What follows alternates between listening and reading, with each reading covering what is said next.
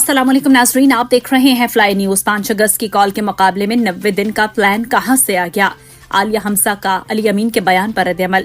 Pakistan Tehreek Insaf P T I میں احتجاج کے حوالے سے اختلافات سامنے آ گئے۔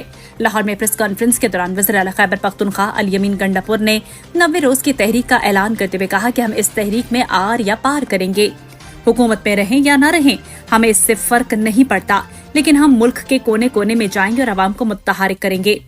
دوسری جانب پی ٹی آئی پنجاب کی چیف آرگنائزر عالیہ حمزہ کے بیان نے تحریک کے حوالے سے سوالات کھڑے کر دیے ہیں۔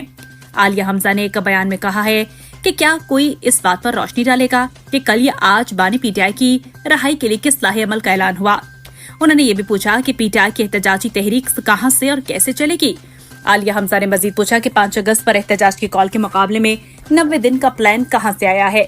اگر آپ میں سے کسی کی نظر سے کوئی بات گزری ہو تو میری بھی رہنمائی کر دیں۔